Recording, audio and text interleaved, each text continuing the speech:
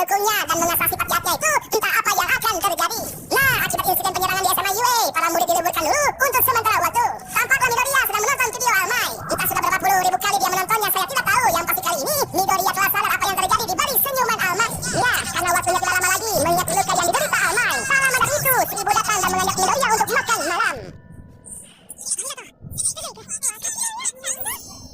Waktu pun terus berlalu, para murid sudah kembali ke sekolah dan hari ini adalah jadwal pelajaran Pak Guru Aizawa. Nah, ketika para murid menyangka Aizawa tidak akan masuk kelas karena masih terbaring sakit, tiba-tiba Aizawa muncul dengan penuh terbang di tubuhnya seperti bumi. Dia sadar semua kakin karena itulah All Might menjadi tertarik kepada Midoriya. Makanya dia mengajak Midoriya makan siang bareng. Sampai tanpa disadari oleh Rida dan Uraraka, Todoroki menguping pembicaraan mereka berdua.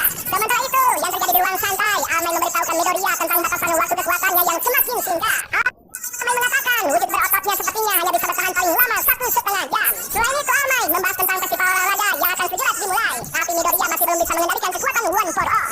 Midoriya kemudian All Might mengingatkan bahwa ada orang yang mengincar puncak dan ada orang yang tidak berambisi untuk mengejar puncak. Perbedaan sekecil itu akan berdampak besar saat Midoriya terjun ke masyarakat. All Might pun mengingatkan agar Midoriya tidak melupakan kejadian di pantai waktu itu. Setelah itu, tampaklah yang terjadi di kelas 1A. Para murid dari prodi yang lain mengunjungi kelas 1A dan tujuan mereka hanya untuk mengamati lawan. Karena murid kelas 1A pernah berhadapan langsung dengan para penjahat. Lantas Bakugo pun menghampiri para murid tersebut dan mengatakan kepada mereka, mesti mereka mengamati kelas 1A kalau tidak akan. Bersama dengan itu, Presiden Mig mulai memberi sambutannya yang menandakan pertandingan akan segera dimulai. Tampaklah para murid sudah mulai memasuki arena, diawali oleh murid kelas 1A Prodi Pahlawan dan disusul oleh Prodi Pahlawan kelas 1B. Selanjutnya Prodi Umum kelas C, D, dan E. Lalu setelah itu Prodi Pendukung kelas F, G, H. Lalu yang terakhir dari Prodi Bisnis kelas I, G, dan K. Dan ketua wasit tahun ini adalah Pahlawan 18 plus, yaitu Midnight dan Bintang. Semua kelas akan ikut serta lomba tersebut. Lintasannya adalah lingkaran luar stadion dengan jarak 4 km. Selama masih berada di lintasan, para murid bebas melakukan apa saja. Nah, setelah semua peserta siap, akhirnya perlombaan babak pertama pun dimulai.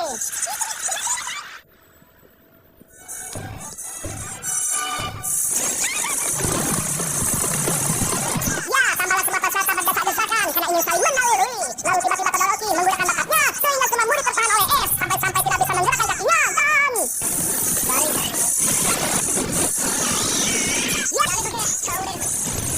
Nah, setelah Todoroki lolos, semakin banyak robo inferno yang menghalangi jalur para peserta. Sementara itu, sang ibu yang menonton di televisi begitu mengkhawatirkan Midoriya yang dalam keadaan bahaya.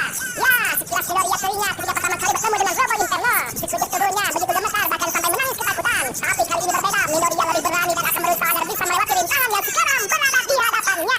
Tak lama, semua orang terkejut termasuk Midoriya. Ternyata Momo yang aduhai membuat senjata meriam menghancurkan para robo inferno dalam sekejap. Hingga terbukalah jalan untuk para peserta yang lain. Kemudian Presiden Mig yang sebagai host sekaligus komentator mengumumkan rintangan kedua yang pastinya lebih sulit dari yang pertama, yaitu Jepot. Sebuah rintangan di mana tebing-tebing menjulang tinggi. Para peserta harus melewatinya dengan merangkak melewati seutas tali yang telah tersedia. Jika ada yang terjatuh, maka mereka akan gagal di babak penyisian. Bagi pengguna bakat yang ideal, hal itu bukanlah ancaman. Contohnya Suyu Sang Buyur. Tak lama menjelang sementara di posisi puncak klasemen sepertinya semakin memanas, yaitu antara Todoroki dan Bakugo. Mereka hingga menarik perhatian dari para pahlawan pro yang menonton, dan pastinya Todoroki bakal mendapatkan banyak tawaran untuk menjadi pendamping para pahlawan pro. Tapi hal itu bukanlah hal aneh karena diketahui.